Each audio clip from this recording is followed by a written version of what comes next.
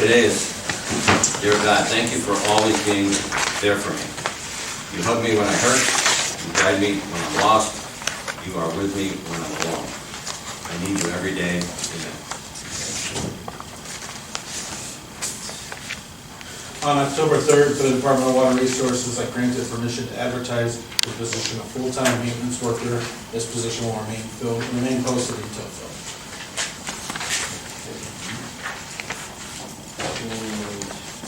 We get a motion for 2 and 3 for meeting minutes for the 5th of September. and Number 3 is financial. Or, I'm sorry. Sorry. Okay, yeah, I'll make a motion on item number 2. Second. Commissioner Warren? Yes. Commissioner Boyle? Yeah. Adrian. I don't Morning. want to read your. Yeah. You could have made a motion. We would. No. Okay. Today's financials include an appropriations transfer to the sheriff for miscellaneous refunds, reimbursements, and web checks that were deposited into the general fund. Another appropriations transfer from the sheriff to provide for a cash transfer to move their initial funding into their new traffic safety fund. And a supplemental from the commissioners to maintenance for additional cleaning, building maintenance, postage, and operating transfers out expenses. Among the cash transfers is a transfer from the general fund to public assistance for our October through December 2024 mandated share. Transfer from the general fund to community development for their third quarter 2024 payroll funding, reimbursement, and fourth quarter operational commitment for 2024. The cash transfer from the general fund to Family First Council for the October through December 2024 commitment. Among the encumbrances are some travels from the auditor's office to attend the County Auditors Association of Ohio Winter Conference, from the Clerk of Courts to attend the Ohio Clerk of Courts Association December 2024 conference, and from the Common Police Court to attend the Ohio Chief Probation Officers Association 2024 quarterly training, and from Job and Family Services to attend the Ohio Job and Family Services Directors Association new Director HR orientation. Among the vouchers are $306,175 from the Auditor's Office, ARPA Fund to Agra Sludge Incorporated for the Aquila Wastewater Treatment Plant's Improvement Project, $499,468.57 from the Commissioner's Office to Infinity Construction Company for pay request number 12 of the Courthouse Expansion Project, $125,011 from the Engineer's Office to Roniak Paving Incorporated for the resurfacing of Wilson Mills Road sections D through F, and $125,886 from the Engineer's Office to CMG Contracting LLC for the embankment stabilization of Gem Road and the Bundiesburg Road Bridge. Very good. Make a motion to approve financials. Second. Commissioner Lyon? Aye. Commissioner Boyle? Yes. Commissioner Spillier? One other thing in regards to the financials that I would just like to make you aware of. I was going through and I was taking a look at all the payroll accounts going into year end. And I did notice that in addition to the payroll funds and the general fund that have been transferred over to ARPA, looks like the auditor is allowing departments that have funds that were included in the resolution to also take payroll from their other funds out of ARPA, which is gonna cut us a little short, likely, of the $10 million in the general fund for the transfer to the Capital Reserve Fund Phase 2 for the courthouse project. I think it was all three of your intention that transfer of the payroll obligation was limited to the general fund. The general fund was mentioned in the resolution specifically, but there are other funds outside the general fund that have transferred or are currently transferring their payroll liabilities to the ARPA fund. So I wanted to make you aware that I did reach out to Ron Leidy at the auditor's office last Thursday. I have not heard back from him yet. So you're saying potentially before year end that you could have burned through everything and not be able to replenish? Well, no, well, I mean, Okay. obviously, we're gonna go through that $10 million a lot faster. Yeah. With funds outside the general fund. Right. Having transferred those payroll liabilities to the ARPA fund. So the accumulation of additional resources within the general fund will not be as great as a result of that.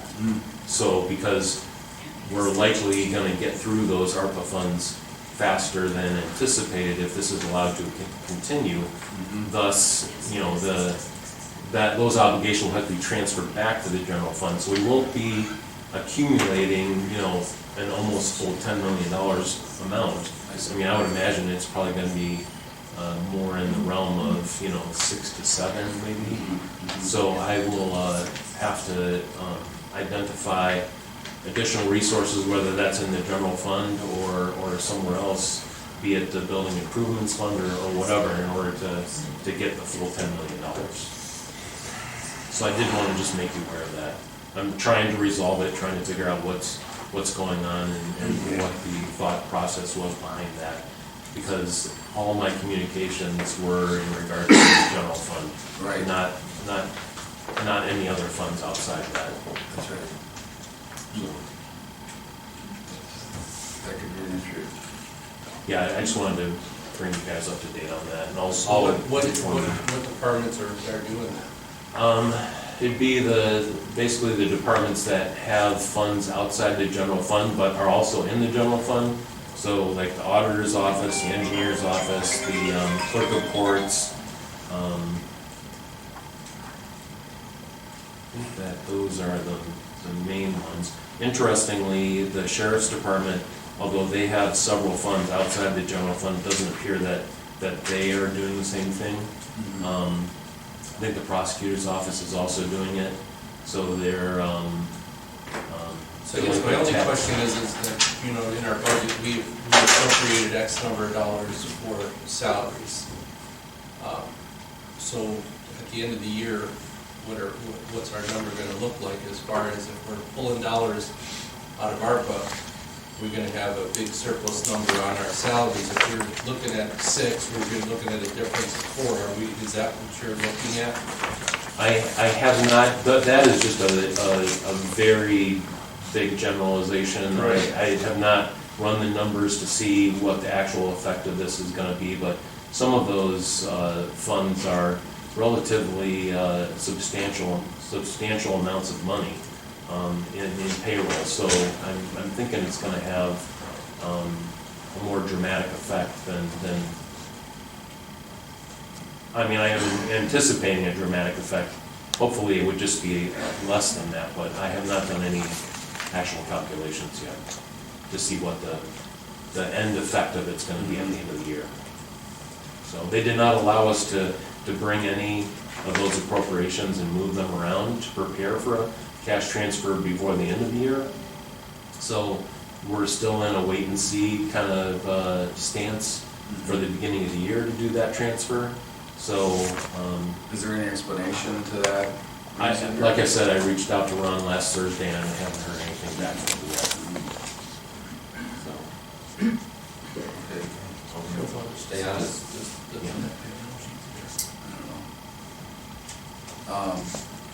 Well, will you, I'd like to, follow up with you on this afterwards and Okay. get some more information on Sure. what the impact could potentially be, because if that's the case, then we're gonna have to make some potential changes or corrections, Right. right? Yes. Yeah.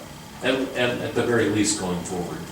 So, and one could assume that, the resolution that you guys passed does have legal effect. So if it is being utilized or used in a way that was not your intention, That's right. The ARPA fund may need to be made whole by these funds. That's right. So, Thanks for bringing this up, Steve. yeah. Appreciate it. Yep. Appreciate it. Morning, Shane. Good morning.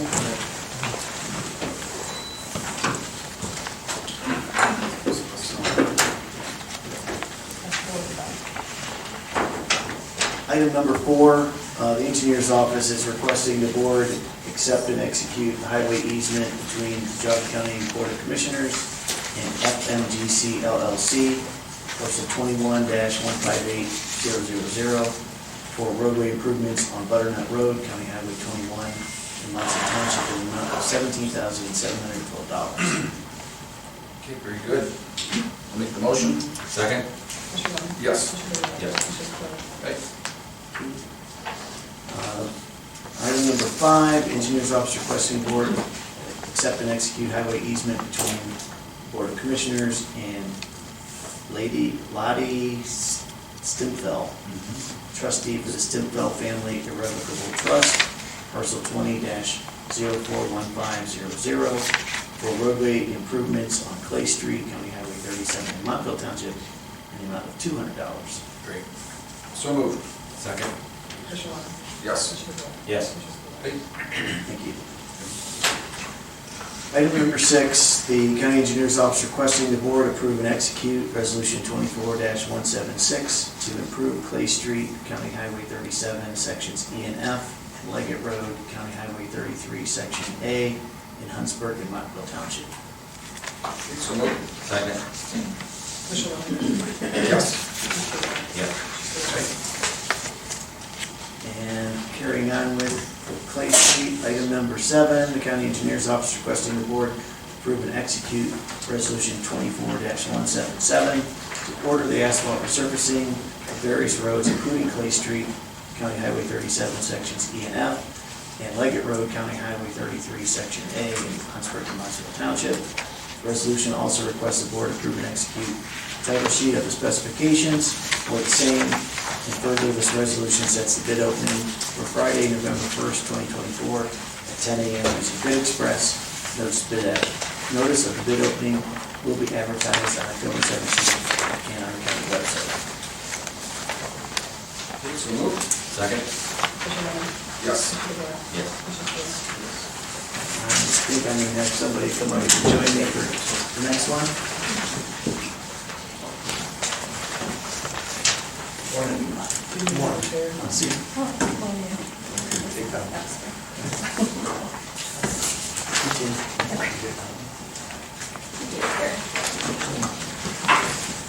Item 8, Engineer's Office is looking to build another salt structure about half the size of the one we did back in 2015. We partnered with the commissioners back then, and we were able to get that thing up, and we saved a lot of money on cost of salt. At that point, it was coming in at about $125 a ton, and we were buying it in the $40-some, $46 or $48 an hour range. Right now, we're under contract for $44.27 a ton, so we're doing good. So if we can store up a little more, we'll pay this thing out real quick. Help the operation. Obviously, with 2 buildings, it allows us to chuck material in one, be able to clear the other one out, fill the other one out. And then when it's time to fill it at the end of the contract, fill the salt contract, we able to do so.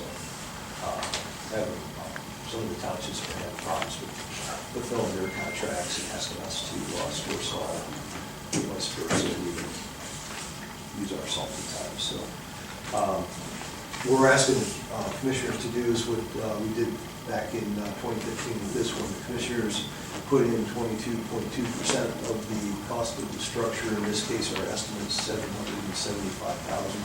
so that would be about $172,000 on the commissioners.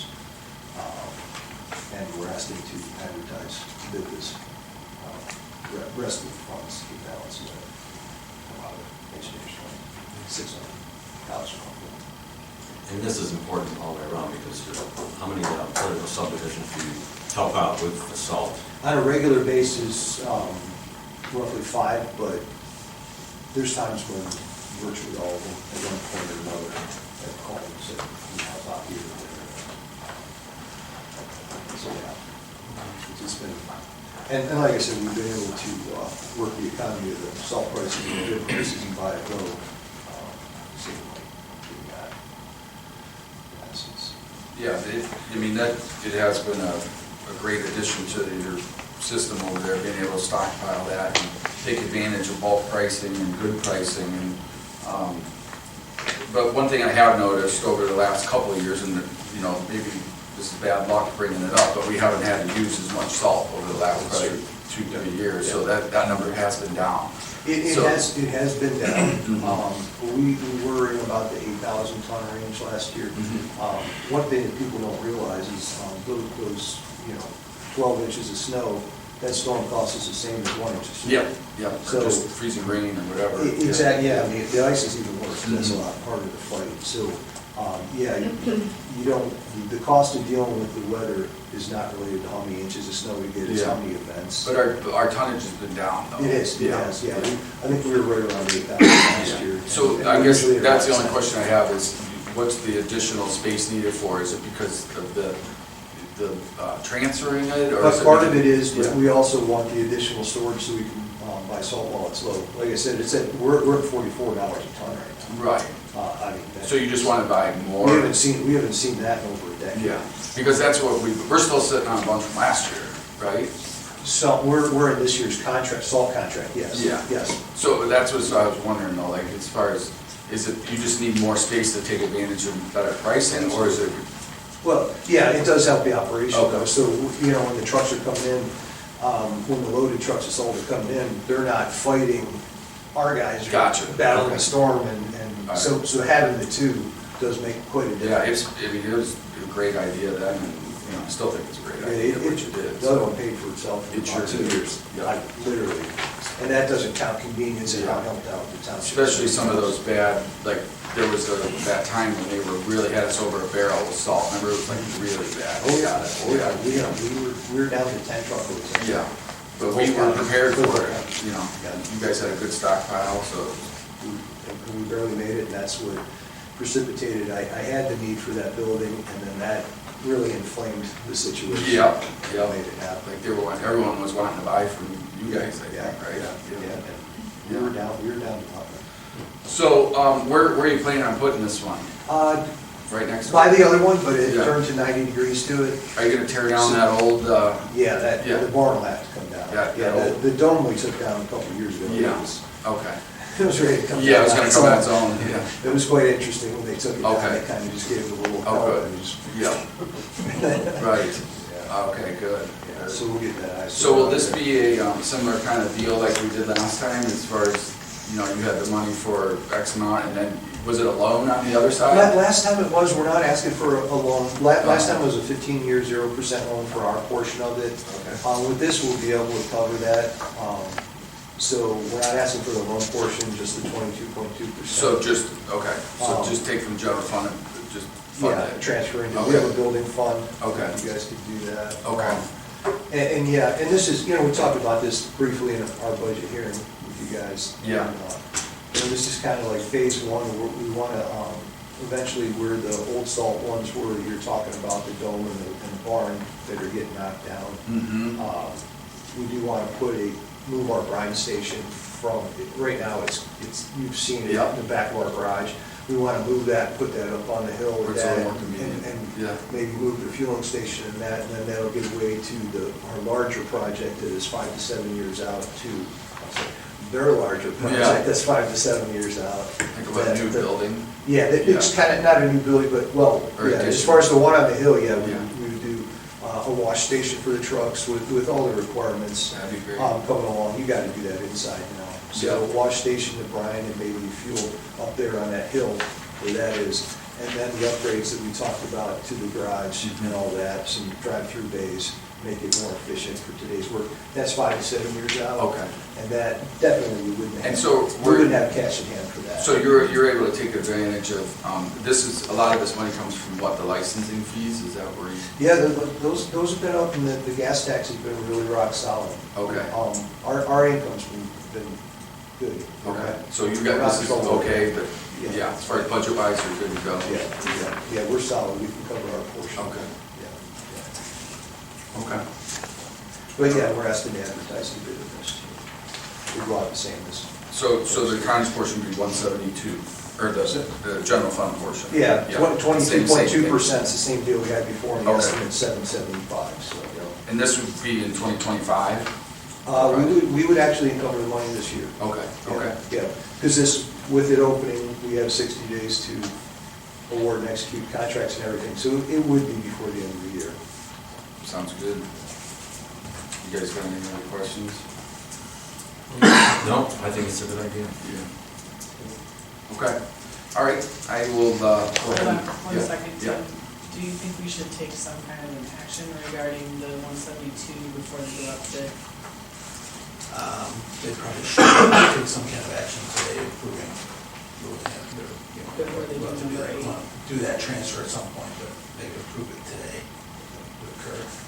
And that would be coming out of the, which one? That way the money is technically in place before you go out to bid. Yeah, that's probably a good idea. That would come out of what, capital improvements, or? I don't know where He's not in so here. as soon as it would come out of the general fund in some portion, it's capital improvements, or if it's just, carried over, excess cash. Okay. All right, well, I'll make a motion to approve, and it's $172,000 on the button. And $50. Well, it's 22.2%, so we haven't opened the bids yet. Oh, so we don't know. So, I mean, maybe if you want to make the motion to transfer a certain amount. Okay. But it's 22.2, not to exceed, and then you would refund if it comes in lower. Okay. Whatever works I best. think probably to approve the 172,000 now, if it comes in higher, then they come back and make the adjustment. Yeah. At least based off of the estimate. Yeah.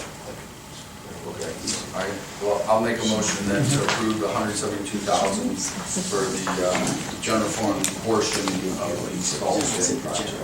Second? Commissioner Young? Yes. Commissioner Rea? Yes. Commissioner Spillier? Right. And then we can do number 8. On that. Okay.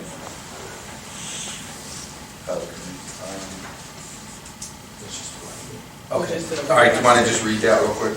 The county engineer's office is requesting the board approve and execute resolution 24-178 to order the construction of self-storage building at 2665 Merritt Road, Clarendon Township. This resolution also sets a bid opening on Friday, November 1st, 2024 at 10:05 a.m. using Bid Express. Notice of this bid opening will be advertised on October 17th, 2024 and on the county website. Okay, I'll make the motion to approve. Second? Commissioner Warren? Yes. Commissioner Boyle? Yes. Commissioner Spillier? Yes. Great. Thank you. You're good. Yeah, good luck.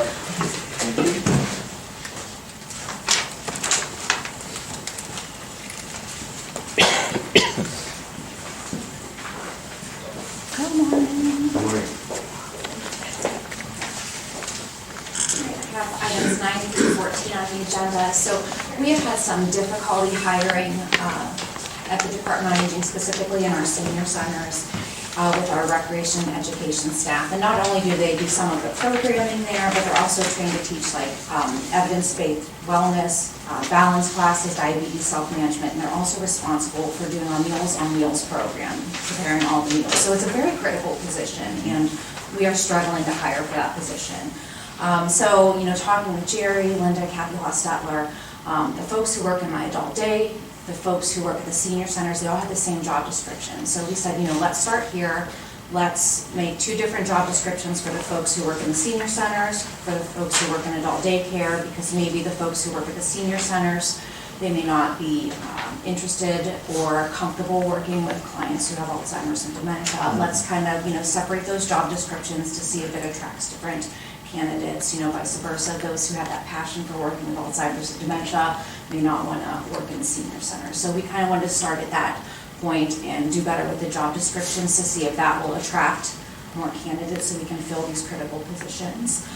So we're not adding any additional positions to our department. We are just reorganizing our job descriptions and fixing our org chart. So by doing that, we're asking that you approve the creation title and job descriptions for full-time adult day service assistant, 1041, part-time adult day service assistant, as well as the revised job descriptions for the positions of full-time and part-time rec ed assistants, and also to approve the revised organizational chart that I put together. We do have Bonnie Tyak. She works in our adult day service. We're asking her title to change from recreation education assistant to full-time adult day service assistant. We're also looking to advertise for the position of part-time adult day service assistant and to close the current posting for part-time recreation education recreation, boy, I'm getting tongue-tied this morning. Close the current posting for the position of part-time recreation education assistant. We will still have 2 full-time positions open for recreation education and a full-time driver. Okay. So that's- Okay. We'll start there. Okay, I will make a motion for agenda items 9 through 14. Second? Commissioner Lennon? Yes, and just a quick comment, I know this is very difficult finding people to work for these positions, you know, and it's not always about the pay rate either. It's character. I think we've been trying to be pretty competitive, right? I think for a lot of these beginning job openings and starting rates, right? I mean, we're in a decent place, I think, but it's just so hard to find good people to work in these positions that are qualified, that can pass a test and. Character. Yeah. You have to want to work with people too. Yeah. You know, a lot of folks like to text via their computer. This is a person, customer service position. Yeah. Face to face. Face It's to tough. face. This is tough. Whatever we can do to help Yes. support that, you know, I'm on board. Commissioner Moore? Thank you so much. Thank you. Yeah, thank you.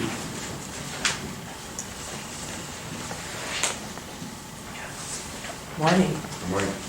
How's everybody? Good, good. Great. Good.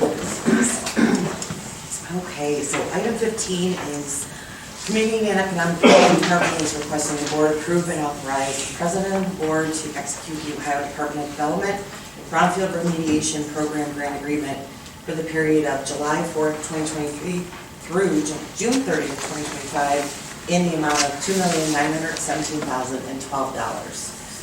So we're finally able to get the grant agreement with the state, and of course our prosecutor's office finalized. So I'm asking you to endorse it so we can move forward. We'll be back probably next week with a subrecipient agreement between our partner, which obviously is Sneakley. If you remember So they're that. still, yeah. Yeah, So they're still, so. have they started any work at all, or they're just waiting? They're still waiting? Do you believe we applied for this? I think it was December of last year. Yeah, I was gonna say it's a year ago at least. Yeah, so we just Almost. we got tied up in the prosecutor's office, obviously, for weeks, going back and forth. It's hard to make changes to state grant agreements, but, Yeah. so we're a little delayed in that. We only had 30 days to do it, and we're well beyond that. So Jeez. everybody's very interested in moving on this. Yeah. Take some I'm dirt sure before the end of the year. Staples, yeah, probably wanting to get rolling here. But in fairness, the Yeah. state really was, Yeah. yeah, They're they're tough. really got so much going on at this point. So we haven't even heard on the demolition grant at this point, the second round. We still haven't heard. Okay. So, Okay. you know, we have folks in the community that call on weekly, you know, when can I'm we sure. start, when can we It's like start? the world's turning here, Yeah, you know. so. Any questions at all? The project's it's called 7145 Pine Street LLC, if that matters. So again, went back and forth with No, the they- state. They Snavely jumped all over this, so this, you know. Yeah, I mean, this is obviously huge. So the set aside was $1 million, so they were Mhm. granted the 2.9. Okay. So, Very good. I will make a motion to approve. Second the motion. Commissioner Lennon? Yes. Commissioner Moore? Yes. Okay. thank Thank you.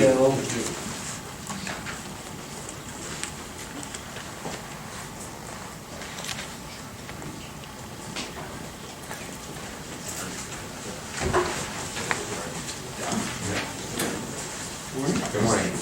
Okay, I have item number 16 on the list. The Maintenance Department is requesting the board approve and execute the contract agreement with Byron D. Myers Architect to provide professional design and contract administration services to demolish the rear wing section of the County Home Next Step building and close the rear facade and basement wall areas of the remaining upright section, and then backfill and regrade the demolished building site area located at 13211 October Road in Shelby for the period of October 8th, 2024 through October 31st, 2025 in the amount of $23,400 and in an amount not to exceed $25 million.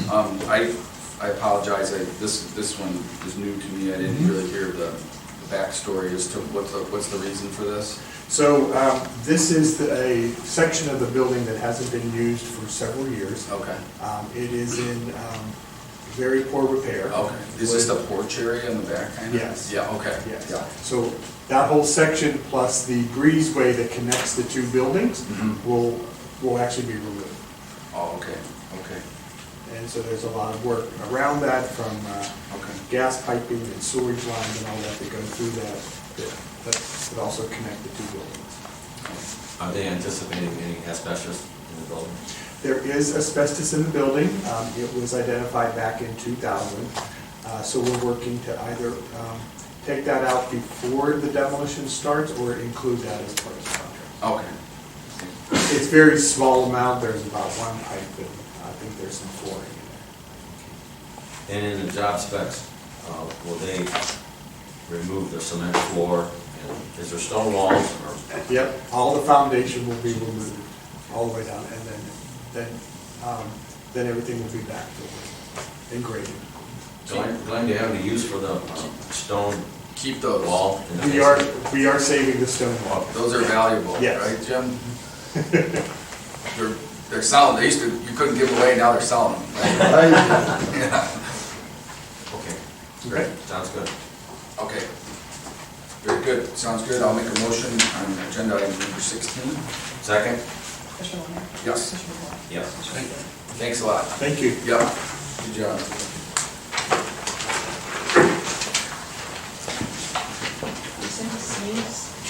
Bless you. The cough, forget it, you're not. Morning. Got 17, morning, 17 through 19 today. Yeah. First one being, we're requesting the board approve, initial, and execute the contract agreement with Delta Industrial Services Incorporated for the Geauga County window and glass cleaning services for 2024 through 2027 in the amount of $123,084, effective October 8th, 2024. Okay, so this is a 3-year deal? Yep. Okay, very good. So moved. Second, with a question, is that all the buildings, all the county buildings? Correct. Yep. Anything with glass. Even including the new addition to the courthouse once that's up? Kind of, sort of. We're going to have to amend the contract Okay. later on, and I've already talked to Laura a little bit So we'll about just this. wait and see. Yeah, Okay. Is this including the existing courthouse that's being operated? yes. Okay. Yep. Very good. With the caveat that if poses a risk in the construction, they're not going to clean it. But all of the windows that are there right now are accessible and should be able to be cleaned. Commissioner Warren? Yes. Commissioner DeWort? Yes. Commissioner Spillier? Number 18, we're just requesting the board accept the performance and payment bonds from Delta Industrial Services for the Geauga County window and glass cleaning services and further release the bid bond. So moved. Second? Commissioner Warren? Yes. Yes. Thank you. And then number 19, requesting the board award the bid to McCaskey Landscape Design LLC for the 2024 through 2026 snow plowing services, salt and spring cleanup. Overall, that will be a total not to exceed amount of $267,528 as they represent the lowest and best bid. Yep, very good. So moved. Second? Commissioner Warren? Yes. Commissioner DeWort? Yes. Commissioner Spillier? Can we negotiate it still, or is this fine? This is it. Yeah, but it's pretty similar to the one we had 2 years ago. Yeah. So if we get a dusting of snow, you get out there with your deep wall, we get the snow off the parking lot. Right. All right, thank you guys. Thank you.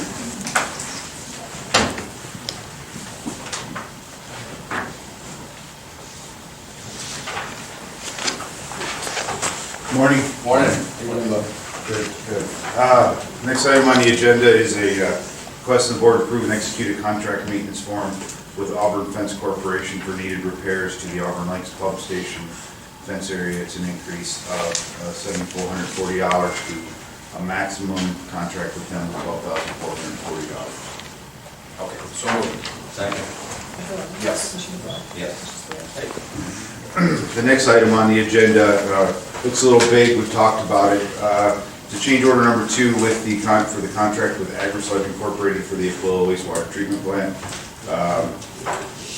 It includes for sledge hauling, pumping, storm abandonment, required to properly track quantities. I'll give you a little explanation, but the change orders is an increase in the amount of $438,719. The lagoon system that we have at Aquila is 2 lagoons, an east lagoon and a west lagoon. Based on findings during construction and the way it's been operating, we calculated in our plan 2 bid quantities, a bid quantity for lagoon in the east and a lagoon quantity in the west. The majority of the quantity is in the west. So we're paying the contractor to keep the contractor right with the bid items. It's all going to show up on that bid item, whereas when we actually finalize the work on the other quantity, it's actually going to reduce us back down. So when it's all said and done, we did find there was a storm connection that was allowed, a relief connection, I don't want to use storm, a relief connection that was probably allowed when the lagoon was originally put in, no longer allowed by EPA standards, so we've had to eliminate that. So we've had to bulk at that, that's in this change order. When it's all said and done, our contract work estimated, and I provided that to you in your packet, will be about $55,000 over the original bid. So it's just gonna back itself right back down. So we'll have a reduction change order coming in, you know, within probably the next day. And these are all funds that you have within water resources already? Correct. All the money is between the grants and the department funds, and of course the ARPA funds that were granted. We've already encumbered, have enough in hand to cover this and then reduce it out. We encumbered enough in case OPWC asked us to do a reimbursement instead of a direct pay, so we actually had that money also encumbered, so that actually covers us. Very good enough. Sounds good. Okay, and again, overall, the ARPA money, we've been putting that to good use and all. It's been phenomenal with this job. You know, it's working really well, and the process has been very smooth to get it paid out. And today you actually approved the financial. That's right. The next pay. And otherwise, you would have probably had to, you know, your customers with fees would have been having to start looking at to raise fees to do some of these big projects that are coming down the road, correct? That's always, it's always a concern. We do our best to mitigate that. So it's been good. Okay, I'll make the motion. Second. Yes. Yes. Thank you. So the next item is just an addendum to the lease agreement between the county and the Geauga Transit to add in some of the hazardous material provisions. And doesn't change anything else with the contract. Yep. This has to do with some of their changeover to propane. Okay, so moved. Second. Commissioner Levin? Aye. Commissioner DeBoer? Yes. Commissioner Spudler? Just like that. The next item is pay request number 34 for the courthouse project I'm sorry, this is not the courthouse project, this is this building. This is the final payment. You said it, yes, did you want to change over to propane for the buses? We can do it again. So this is the final payment for the two Diamond Independence for this building, basically the retainage on it for $93,502.60. Okay, so moved. Second. Commissioner Levin? Aye. Commissioner DeBoer? Yes. The next item is a change order request for the design architect for the work on the courthouse building with the changes that occurred in the preliminary design and the increased cost. They're looking to, requesting a change order to bring their contract up to just over $1.5 million. I guess I need some more explanation. When they originally provided their contract for it, it was based off of the original plan that had been put together during the Chardon lawsuit. And during the preliminary design meeting with the judges and the other stakeholders in it, the building footprint changed, the size of the building changed. This is the architect did the adjustment for their time and effort on making those changes and adjustments. So they're going from what to what? From 368 to 1.5? No, the 368 is the addition. So they're going from about just under 1.2 to a little over 1.5. And I guess my question is, why are we finding this out now? Yeah. I totally agree. I mean, I understand there may be, there was a change of scope, I guess, right? There was a change in things. I get that, but at the end of the day, I think that we're really, we're really getting into some muddy waters here as far as what the agreement with Chardon was and what our financial commitment was. That, this, all of a sudden, we're going to be up another, 300-some thousand. Yeah, and I know there's been other change orders, and it feels like, hopefully, I said last time, hopefully this is the last one. Well, this is another one, I guess. But this work, I would understand the scope, and all this was performed a long time ago, right? Yeah. But I guess my question again is, why is this showing up today? Like, this should have been part of our original approval, yes or no. Unless there's been some changes that I haven't been a part of. And I'll be the first one to admit, I have not been a cook in the kitchen with the layout design of this courthouse. Now, maybe I should have been, because it seems as though there's been a whole lot of additions going into this thing that I was not aware of. Now, I was thinking we were gonna be around, when they were sitting here quoting us, this is one of the reasons I picked the firm we picked, or in my mind, was the guy said, I think we can put this on the ground for around 14 million at the time. Now, I knew that was a little low, but at the same time, I was thinking, well, 14 to maybe 18 or something, Yeah, we're pushing 20 or something now, I mean, and I don't know who's driving the bus here. Is it the judges putting all this additional stuff on? Is there other people making approvals behind this board's back that are saying, yeah, we're gonna do this, this, and this, increase the scope, or? So I don't know, again, I was part of the original agreeing to about a 15 to, 15 and some change maybe, I thought, but how we've gotten up over, or getting close to 20, and then you're coming, and this has been, this is the type of stuff that is on the front end, the geotechnical cores associated with porting well, this is all the pre-construction type stuff. I don't know why we're hearing that $370,000 right now.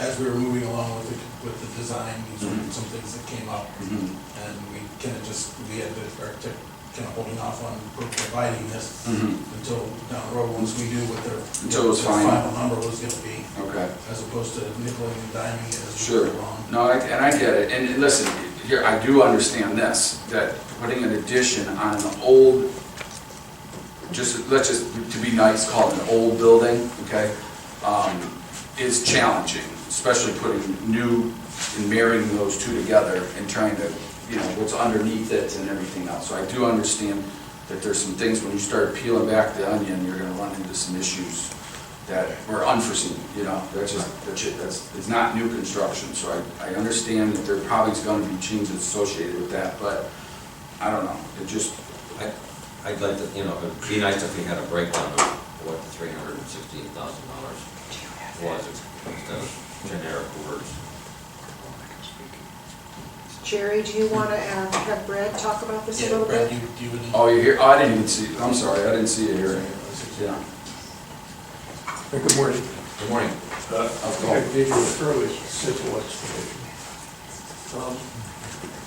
The original contract was based just as a placeholder, 7% of $15 million of the initial estimate, and the assumption always was, as you group professional services, as the scope and cost of the will increase, the RFP would be adjusted based on the revised construction amount. We have a lot of consultants that were paying Absolutely. with that, and including the testing agency, and the testing agency has needed to come out. The geotech and testing, the quality assurance testing are part of that cost. They've had to come out a lot, quite often, stop and start. They have caught a number of things. The building department actually requests these special inspections. There's a long list of items that the building department wants them to look at, Okay. including how the welds are, the stud strength. Mhm. I get it. So it's extremely important that they do that because it's, the actual structural integrity of the building. Sure. So the cost, it's just really, as Gary said, the delay was really to see, trying to bring you a final number, not coming as each little cost increase came, a request for this, request for that. We didn't come back every time. This is kind of wrapping all those changes together with the new cost, with the true cost of the building. And the initial. It seems as, that you just caught my ear, the true cost of the building. What is the true cost of the building? I'd like to know that, because it seems as though there's, and again, acceptably enough, there's gonna be changes, but who's making the decisions to make some of these changes? Like adding on or subtracting, it wasn't like we've had a meeting with the commissioners or something like that. I don't know, where's the direction coming from for some of those additional type things, and expansion of scope and all that? The original direction on that was coming from the judges on the functionality and from the sheriff's office with regards to security for the building. So that's where those, adjustments, because initially, the original plan was a 3-story or 4-story extension that didn't work out because it would have been splitting courts on different floors. Right. So we went back and redesigned it. There's a slightly bigger footprint, reduced one of the floors, so now there's only 3 floors in the building. But it allowed them to have basically each, the first floor is the probation and the clerk. Yeah. And the second floor is one court, and the third floor is another court. So they're completely separated out. Right. That was the discussions that were occurring during the original. The problematic thing was during the original plan that we had was kind of based off of the design that was done 20 years ago. Yeah, it was trying to keep the building footprint the same width as the existing building. And part of the, we had to get a legal opinion that we weren't interfering with the view axis and making the building wider. And that was quite a process. Yeah, I mean, I guess I think about things differently, or at least the way I run my life and my business and anything else, my household, is I have a budgeted amount that I know I'm gonna spend, or roughly how much I can afford to spend. I thought we agreed as a board, and this isn't to this matter here, what you're talking, and I'm not pointing to say, I'm just saying this project as a whole, is I thought we approved a budget of $15 million, knowing that there was gonna be, some overruns, and let's say, or additional, and, like a fancier wall, for example, I remember that, $1 million wall, okay, when it was a couple $100,000 wall, but the $1 million wall is more secure and this and that. Okay, there's an addition. Well, it seems like our budget that we had set has not been paid attention to. So this thing's kind of got an open end to it. It's got a back door to it where it's just gonna be, we don't really know what this thing's gonna cost us, it seems. Is there any limit? What scares me is once we get this thing completed, as far as the structure, what's the overruns gonna be finishing the inside? Well, there you go. That's call that phase 2. I'll be long gone by that, but I'll be paying the taxes too. And so I don't know. I have a hard time wrapping my head around, and I think the way we went out to bid for this, we did it differently than we did this building, And now this building had a few changes to it, some increases, but proportionally, and I think percentage-wise, this courthouse project is a different animal, the way this thing's been. And I think too, that we kind of, you know, this project was moved on based on the dollars that we were going to have out of that ARPA that we basically had That's right. considered that. But what we're seeing is happening is that this is putting a big, you know, it's putting a big hold on a lot of other things and other projects potentially of us being able to do other things in the county. And that's where my concern is that where is the end of it? Yeah, well, that you bring up a good point, Ralph. I think, you know, going into this, we were told, you know, explicitly that we were able to utilize the ARPA dollars. Right. That what do they call it, The standard allowance. standard allowance. You know, and then after. And then we get this thing going, and now all of a sudden, this is concerning too. we're not allowed to use it or something. Well, or just the allocated amount that was gonna be coming back, Yeah, you know, is going in a different direction now too. yeah. So I just think that, you know, if you guys feel comfortable with it, you can vote on it. I'm not comfortable with it. If you wanted to table it, that's fine. I'm gonna vote no on it. Yeah, let me ask you something. So this is all work performed, and this has been ongoing, additional invoices on top of everything? Well, we haven't been able to invoice work, but it's work that we perform. Yeah, okay. And you have all the documentation for all that? Yes. Okay. You know, this is the type of stuff that, you know, I don't think there's, unfortunately, you know, this is water under the bridge. We've paid for this already. But this is one of Or, those I mean, we've gotten situations to- where we're spending money that we don't have appropriated already. Yeah, This is already work performed, and this is the dollar value where it's at. Where were we at when this stuff was coming up, you know? Yeah. There was never any kind of, you know, there was never any kind of pre-approval to say, here's what we're running into, you know? You know, it's no different than what, you know, Nick Goris brought this morning. I mean, he basically, they've got a different dollar in that project, but it's one of those things, the project's not started yet. If there was a problem with it, we would say, hold off. You know, if there was a problem with that salt dome, we would say, hold off on that. But this year, I mean, we're basically at a point where there was no pre-approval on our side.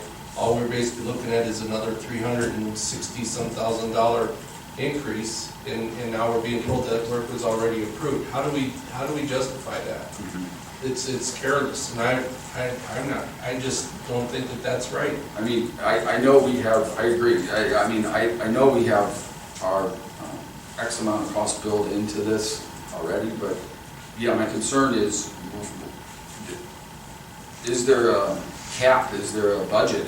I thought there was, you know, but it seems like we've just. It doesn't matter, it seems like, you Yeah, know, and I don't understand how that it's gotten ballooned so high. You know, is it construction costs, or, you know, because if they would have come back and said, well, you know, we're seeing some pretty major changes coming, or major price changes, then guess what? Then you scale back to Right. make it fit into your budget. Well, and the whole thing of, we spent a lot of time with those, you know, with listening to all the different contractors, also coming to us that, you know, basically, you know, painted a picture that we've got this, and we've got this, we've reviewed this, and here's where we feel that this project's gonna be. Well, why did we waste our time going through all that, you know, and trying to make a selection if it wasn't gonna be held to that?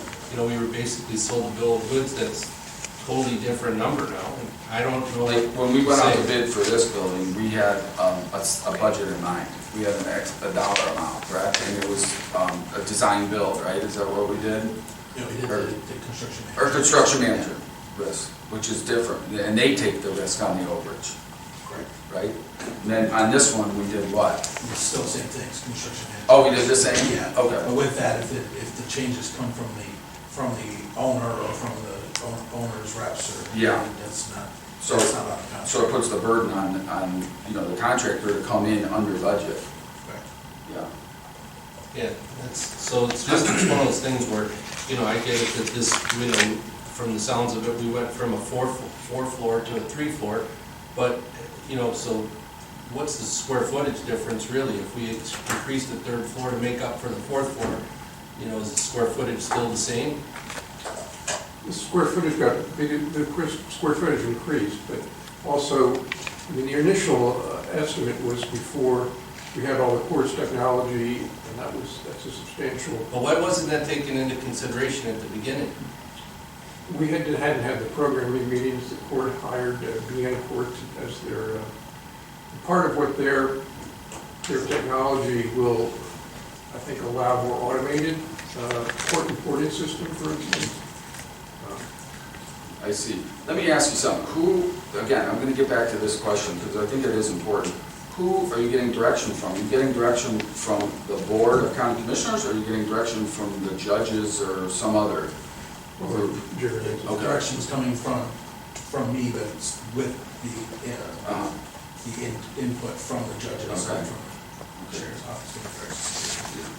Because it feels like we're kind of at the back end of this deal a little bit, you know, like we're just kind of the, you know, just seeing the expense side of things. And Right, I understand. Well, the other thing was, you know, there were a lot of requirements after that estimate from the city of Chardon was to meet their design review comments. Right, right. And is that cost increases because due to that? Yeah, and we have, you know, stone material from the original quarry. And so that's driven up the cost of this thing, because it's trying to fit into some kind of a nostalgia or something. Compatible building style. Yeah, yeah. See, that's the kind, that's where I'm going with some of that kind of stuff. It's getting to be a little too expensive. I mean, Jerry, do you have any suggestions for us moving forward? Because you attend a job meeting every week, right? Yes. And just like any little thing comes up, for $22,000 or $58,000 or whatever, like at the end of the week or something, include us in, hey guys, you know, we're gonna have an extra expense for this or an extra expense for that, so. Yeah, I can start doing that more often. Okay. And I know that this type of work is critical, you know, this, right, and it happens on the front end of things. So to me, it should be included in, unless people are coming to you saying, we need to change this, change that, then it's gonna drive how much work you have to do up and the cost for us. But again, you know, it seems like the horses are out of the barn already to some extent on a lot of these changes that went on early on as far as the scope of this project. But when I agreed to do this, and I was part of the negotiations with Chardon, I was in court and doing all this, and it was $15 million is what we agreed to, with Chardon kicking in too, right? 10%, but not exceeding $2 million. Yeah. So, you know, you're around, let's call, I was thinking ballpark in my mind, 17, 18, you know, with some changes potentially for restoration or whatever. With their contribution, it should be in that ballpark. Yeah, okay. Well, I think we're getting closer to 20. Well, after they contribute their $2 million, it should bring the county share that. Okay, okay. You know, this is, again, Jerry, this work has been already performed. Majority of it, yes. All right, I'll begrudgingly, I'm gonna make a motion to approve this. But, you know, again, I'm not gonna be here too much longer. Keep us informed better in the, you know, in the weeks and months ahead. Yeah. I'll second that motion. Yes. Yes. Nope. Thank you. All right, have a good one.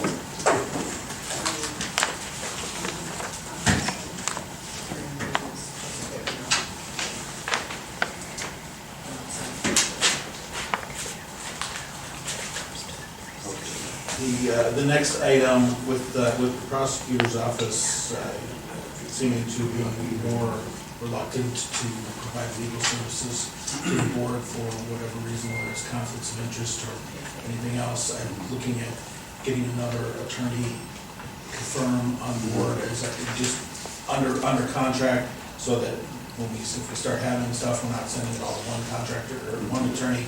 We can split up between the different legal firms, and get answers maybe a little quicker on some things.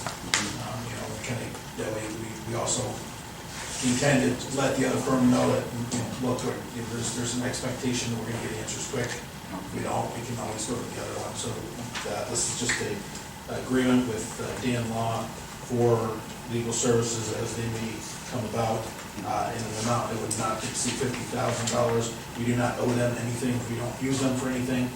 This is just a matter of getting them under an agreement with us so that if we do need them, we can use them. All right. Well, I have a question. What was the process? I mean, is there like other law firms that you were talking to, interviewing, and what was, how much an hour are they going to charge us? Do you have an agreement with their amount was?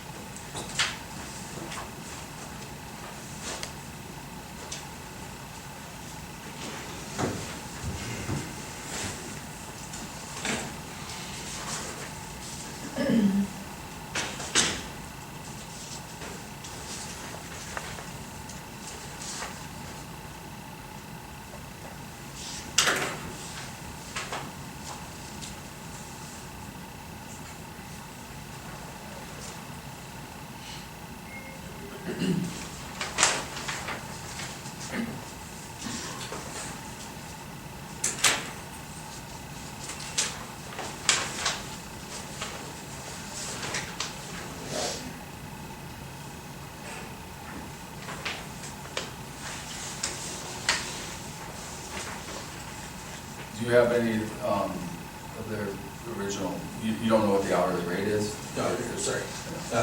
It was similar to the other firms we're using.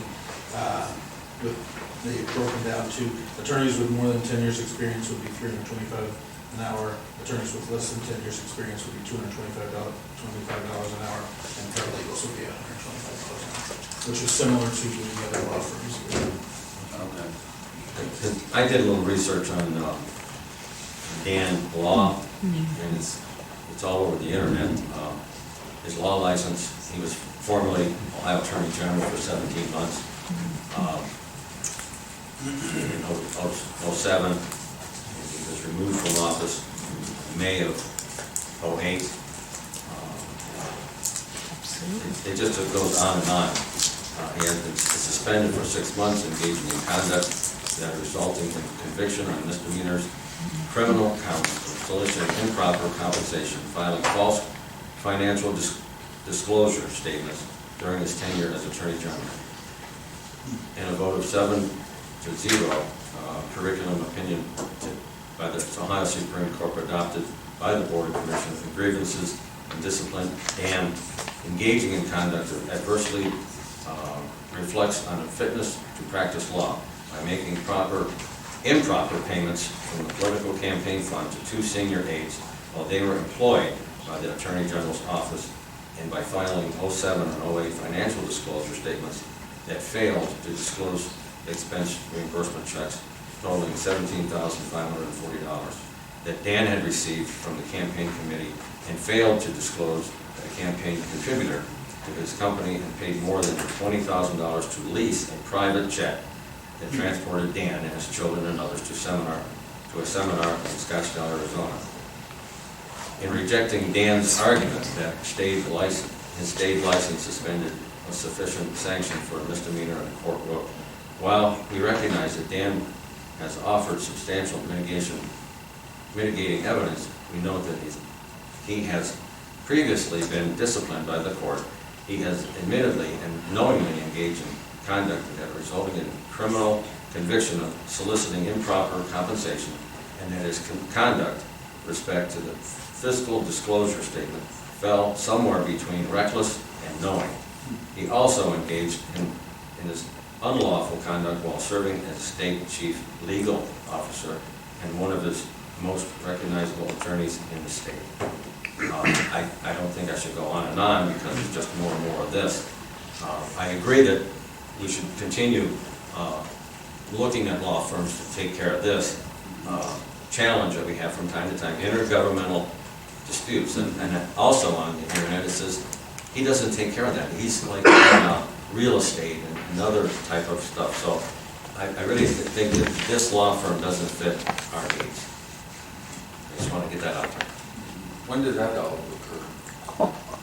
Well, he took office in '07, and he lasted 17 months, and if he didn't resign at the time, Governor Strickland was gonna remove him.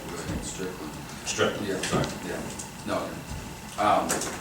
Yeah, I talked to him on the phone for a minute, and I've met with him to discuss, and I was actually talking to one of his other attorneys that work for him, that, because I had some questions as far as some different things that have been going on from time to time, and wanted to see if we could get an outside opinion and review on some different things that have been plaguing this office for a couple of years.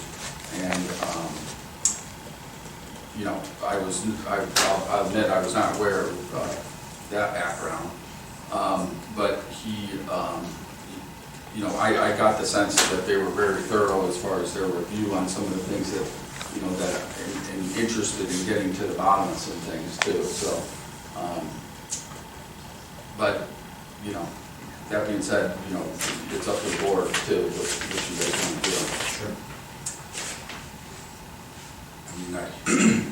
I do feel that we should, we do need some help with some things that, if we're not getting,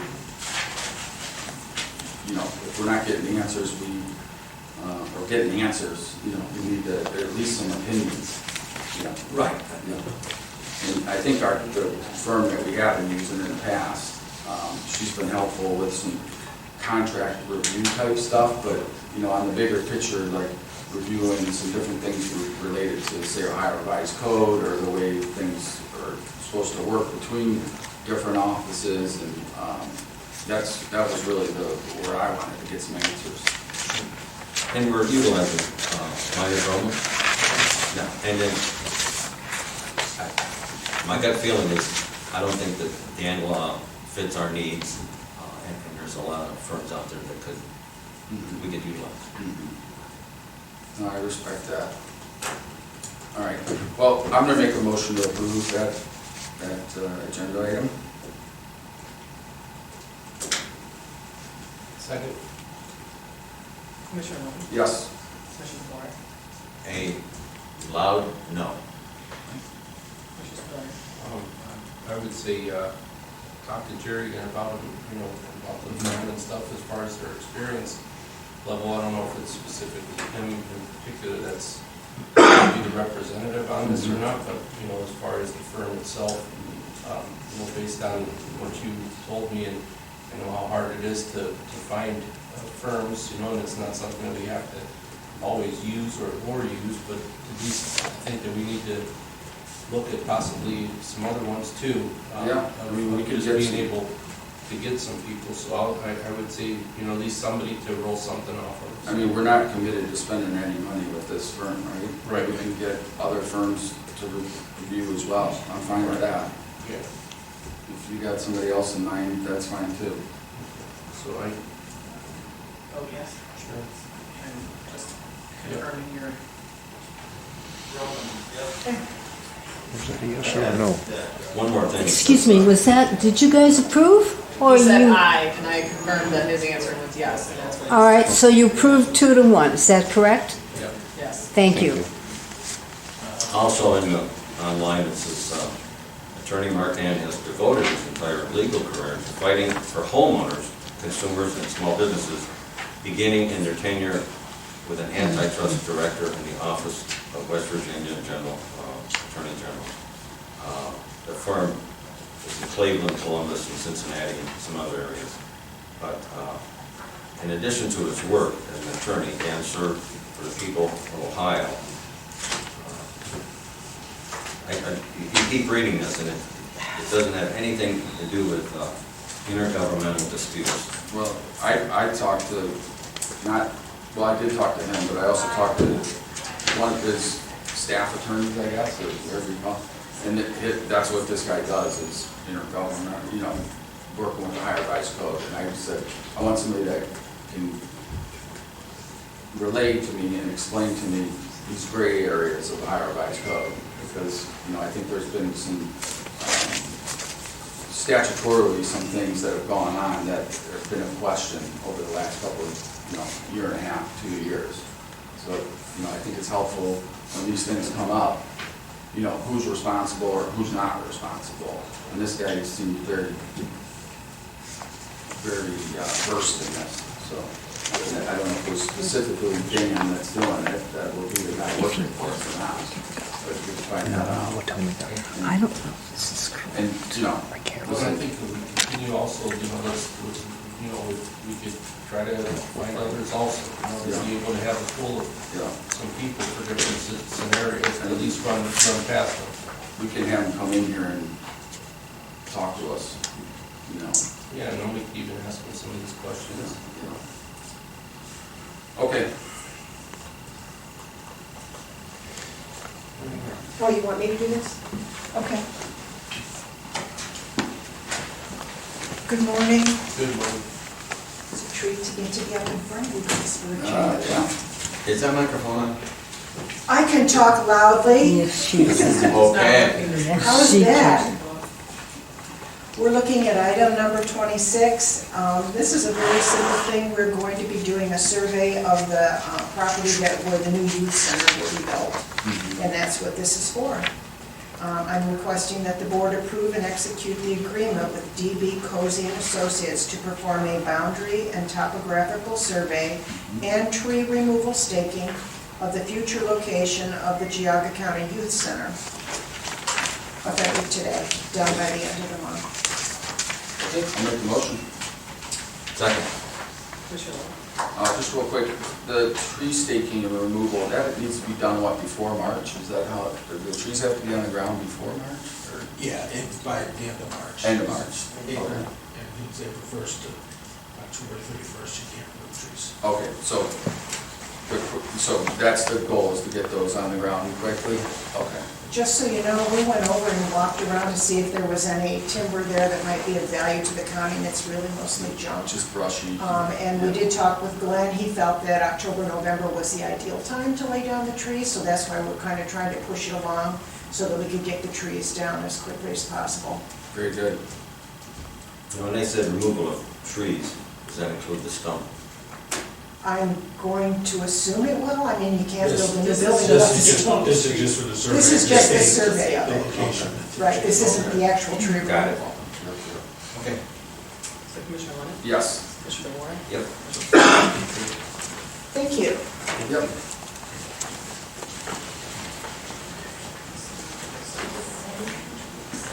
Good morning. Morning. I had lunch. Oh, yes, you All did. day. Yeah.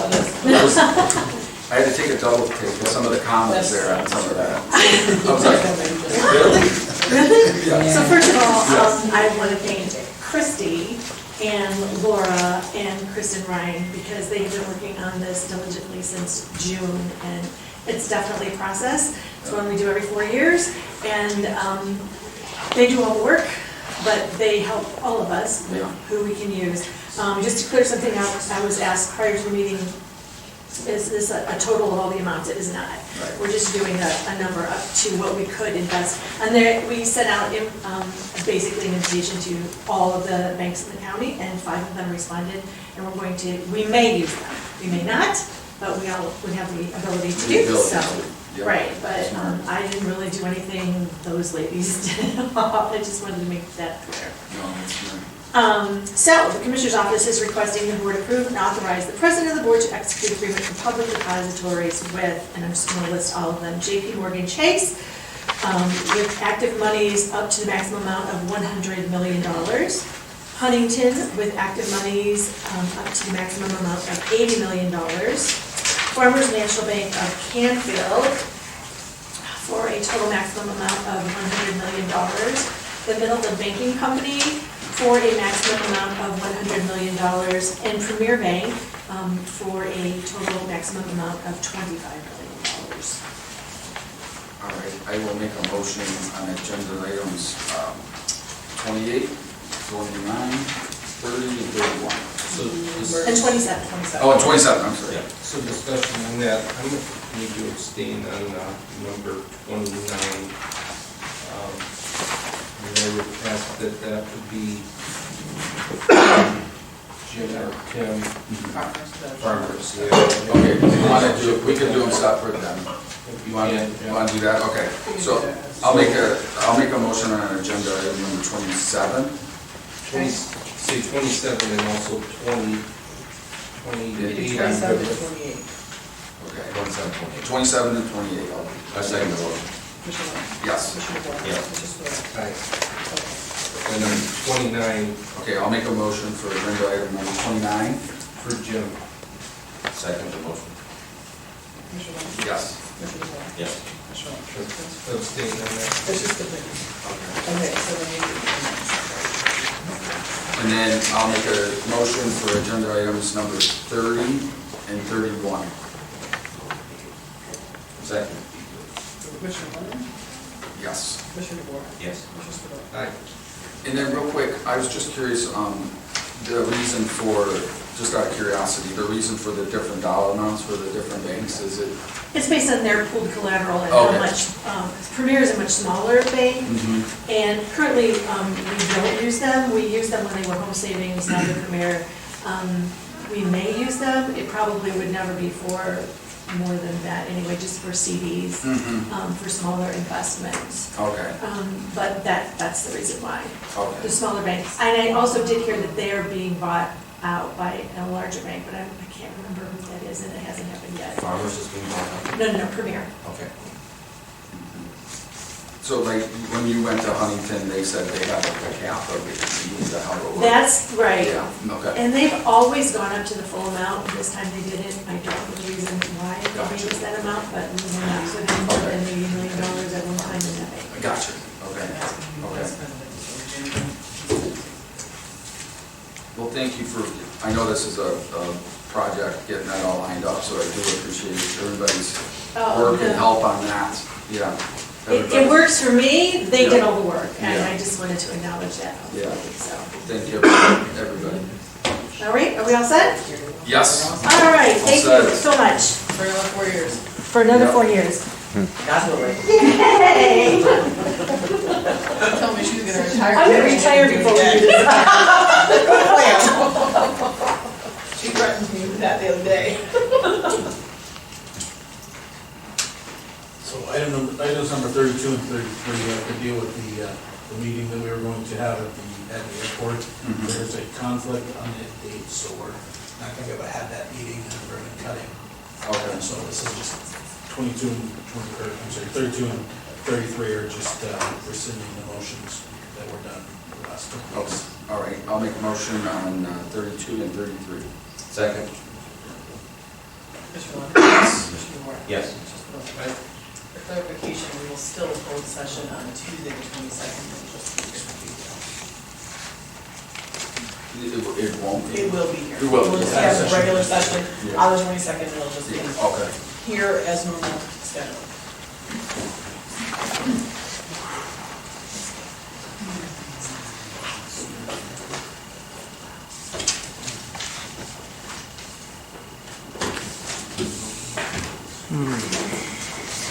Question. Yes. You or me? Go for it. If they give you permission.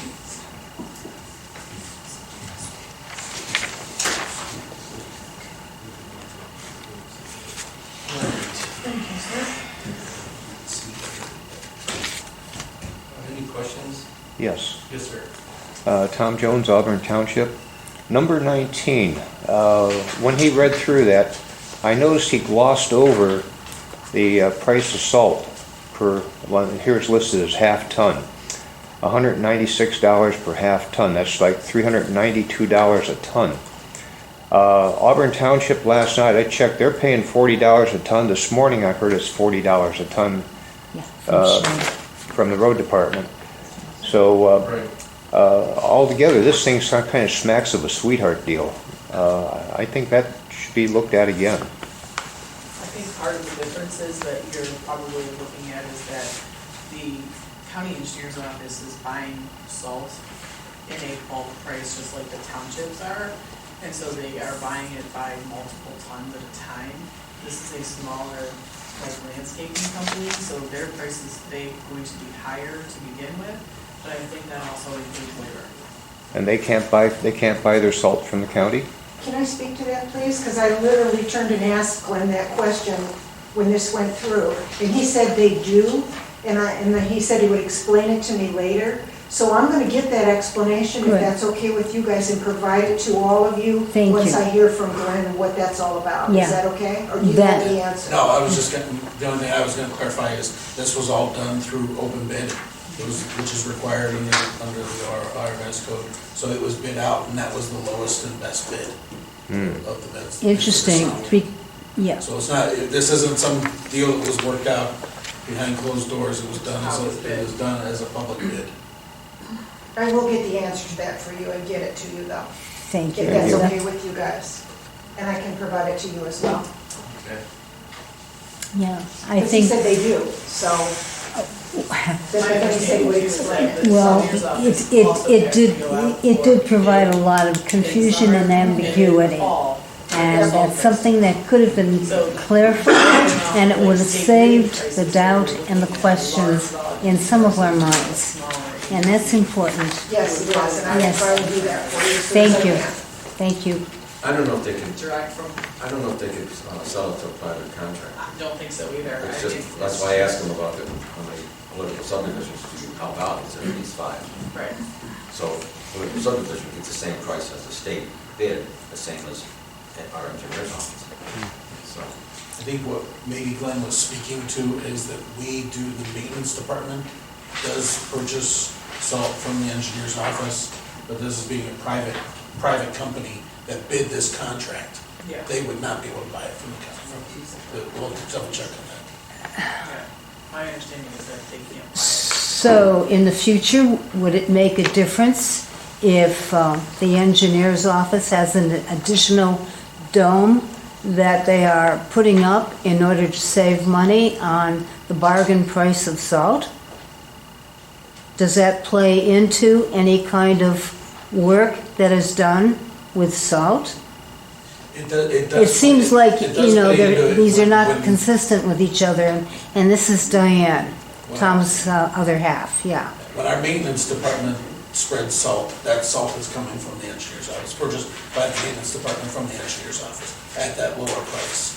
But this is a private entity that's contracted through the county to do the work, and they're only, I'm assuming the contracts were the same as they were in the past. They're basically coming in and doing the first brush in the morning overnight for snowstorm overnight, and then our maintenance department maintains the parking lots during the day. Well, So it's- yeah, And because then I our did guys hear salt Shane as say well. they get Our it guys for do 40. salt and that, yeah. Yeah, that's It's still problematic. strange, being about 10 times the cost of salt. That's a lot of markup. That's a lot of money. And again, that was the public bid, that's what we're required to do. And that's sometimes what you get from a public bid, is sometimes those numbers are higher, that you have to deal with. Well- And I realize it is a substantially higher number, but if they're a private entity buying salt, they're not necessarily getting the same No. deal that the engineer's office is getting when they're buying, hundreds of tons, as opposed to maybe, this private entity's buying a ton at a time, that. That kind of pricing, that's what I'd pay for it if I were buying it in 40-pound bags. They might be. That may be how they're buying it, we don't know. We don't have the ability to tell them how to do it because they're private entities. Diane Jones, and this is sort of an unrelated question, and I believe it was the one about,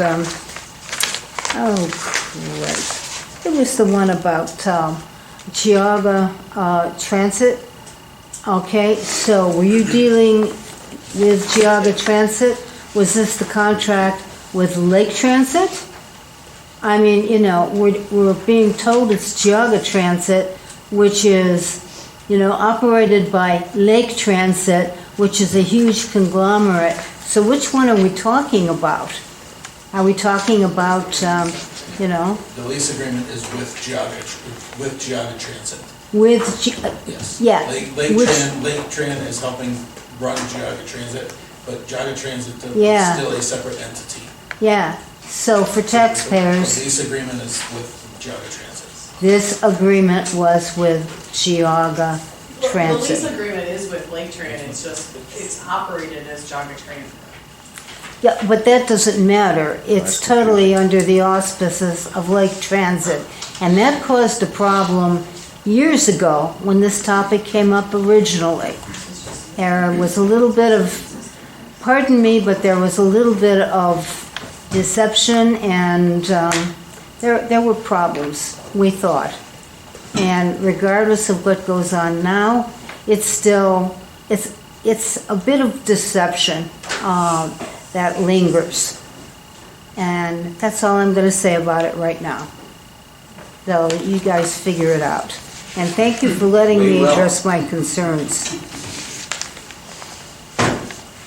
So after hearing all the news about the attorney, Dan, why vote yes on that contract? And hire that attorney? Listen, those things are, those are a concern for sure, but, like I said, I met with the law firm personally myself and talked to them on the phone a number of times. I don't know. As far as I know, they're still in good Time standing. seems to be going. When he was a politician, if he had some issues, 11 o'clock. that I was not aware of those issues, but as far as, everything I've heard and recommendations of him as far as legally in his firm, that they do a good job, so that's where I was recommended them, so I'm comfortable in that.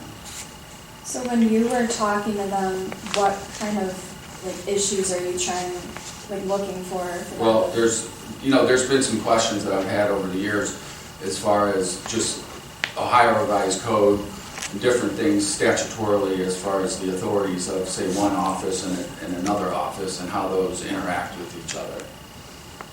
And I'd like some help with, or some opinions that I guess, and I think not just me, but this office is, and time to time, there's been dozens of different instances where we've questioned things and not been able to get a definitive answer one way or the other. So it's kind of anticipating if something like that were to come up. that Yeah, this I would mean, and they come up quite a bit, I think, and we've utilized the Myers-Roman on occasion for some different things related to contracts and such, but as far as some of the things that go related to Ohio Revised Code and say the statutory authority of this office, there's been things that, in my opinion, have not been clearly defined as to, whose responsibility is it? Is it our responsibility, or is it another, statutory authority's responsibility? Is it the court's authority, or, so there's been, to me, we've needed help, and it's been a challenge in that, and getting answers for that. So that's at least my opinion on it. Okay. And I would just ask that same question to Ralph. Why vote yes to hire this? I think at this point in time, I'm disappointed with Jim DeBorak. If he had this information, why he didn't bring this up yesterday so that our county administrator could have reviewed this a little bit. And it almost seems as if this information kind of came at a time where it was almost like a plan to basically try to discredit this firm. It would have given us better time to be able to review this stuff. And at the end of the day, we're going to look at this in a case-by-case situation of us being able to review what's going to be sent to them anyways. So it's, if, there may be one attorney out of an entire firm that may have some issues, but, I feel confident after speaking with, Jerry and I, that, they looked into this and at this point in time, just gives us one more firm to talk to, and like I said before, we could look at some others also, so that we could have a pool of them to look at for future situations that would arise, that we would need to have outside counsel. Why not go wait until you talk to more? To me, that seems like a problem. that the guy running it, Well, like, that's it's why not. you're sitting there and we're sitting here. We make the decisions, and that's the decision we make. Good enough? Motion to adjourn. Well, I have one more thing to say. I'm not disappointed in myself. I'm disappointed in Jerry. Because you've probably been doing this search or process for a couple months, and you haven't reached out to each one of us to say, hey, guys, this is what I'm doing. What do you think? Do you have any other law firms that you want you to do the due diligence on? Right. And then all of a sudden, last week it was on the agenda the day before, and then we get here and it was off. And so it's off, it's off, you know, so then now it's back on. But you didn't reach out to each one of us individually to say, this is what I'm thinking, this is the process. And so that's why I waited, because I haven't heard anything for you for, I don't know, you've been working on this issue for a month or two? I don't know. So help us understand your process. Otherwise I wouldn't, you know, this is opened up for everybody. Google and research all the law firms, they're workers, they're all their attorneys. Absolutely, and just to be clear, I have talked, Jerry did come to me on multiple occasions. He's been asking for help and outside counsel for a long time. I mean, I don't know if you've been aware, but there's been multiple issues and challenges coming from other offices to this office. And, you know, there's ones that are, in my opinion, just arising even within this agenda today that I would like some answers on. And so he's been clear with me. You know, I don't know, you know, with the other two, I would assume that you've talked to the other two commissioners regarding these issues, but, you know, I've been part of the conversations and saying, and I've been saying this even for a long time, that we do need help with outside legal counsel. And I think the firm that we have has been helpful they've taken us, they're good with some things, in like reviewing contracts and making sure, you know, they're legal to form, to present them to our prosecutor's office in that case. But on some of these bigger issues where there is some gray area, you know, we've had challenges, and I think we just need some clarification on time to time on what some of those things are. I'd like to add to that if I can. Tim, I thank you very much for that. I mean, as a department head, I have had multiple challenges that come up. And from time to time, I'm at a loss, and I can't get off of first base. And I've had to use outside legal counsel to get the job done. So all too often, we're at a standstill, we're at a crossroads, which way do we go? And it can be weeks and weeks and weeks. Whether it's the actual working knowledge, I don't know what it is, but it is unbelievably frustrating. It's not my job to speak for other directors, but I know that there's other directors that feel this way as well. I agree. So I do appreciate having another resource available to the Commissioner's office as our departments as well. Yeah, I agree. It would be helpful, like, if something comes up, we can act quickly and present this to, you know, even if it's just a simple question, just something simple. I'm not a lawyer, I'm not an attorney. I mean, I can read the Ohio Revised Code and I'll give you what I think, but that doesn't. It's all in our interpretation. Yeah, exactly. So thank you. Final question, this is Diane again. Can you give us the white-haired guy, the bushy-haired guy from Venn Design? Can you give us his full name again? Brad, what's his last name? Gellert, G-E-L-L-E-R-T. Okay, thank you.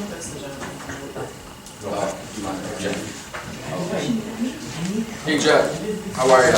You're with NOPEC? Yeah. Okay, do you got anything you want to say? Or? Just as a NOPEC rep for Geauga, just being eyes and ears for the county, as you guys voted, falls on the villages, cities, and townships that I oversee, so. Great. Just listening. Is there any updates or anything new coming down the line? Cold months are coming, so gas is going to be used more. We developed a resolution that I'm going to be mentioning tomorrow night at the Geauga County Township Association dinner, where if townships were to pass a resolution, as it is right now, if somebody opts out of NOPEC Electric, they can easily opt back in. outside of NOPEC, it's a PUCO thing, but gas isn't the same, it runs on cycles. Okay. But if a township were to pass this, or a village, city, whatever, were to pass this resolution, citizens will easily be able to opt out and in of our gas aggregation, rather than having to wait on the cycles. But they have to opt in for the residents to, They have to pass the resolution. Okay. It doesn't automatically enroll anyone, it really changes or nothing. pass the resolution? Yeah, Yeah. it just makes it easier for citizens to opt into NOPEC gas, opt in and out. But if they do, let's say, just for example, like your township, or they don't pass the resolution. Then they're beholden by the PUCO Okay. as it is right now. Okay. So they would wait on the cycles. And, you know, some of those cycles can take quite a long time. Yeah, what, do you know off the top of your head any villages or townships or anything in Geauga County that have not passed that resolution? The majority have not. They have not. Bainbridge, Munson, Russell is now on the books to pass theirs. Good. But again, tomorrow night, once I make that announcement to Explain it. everyone, I'm Okay, pretty sure I'm gonna be getting a lot of calls and emails, which is good. good. Well, thanks for showing up today. Sure. Appreciate it. Thanks for having me. Yeah. So Commissioner Spitaleri made a motion to adjourn. A second. All in favor?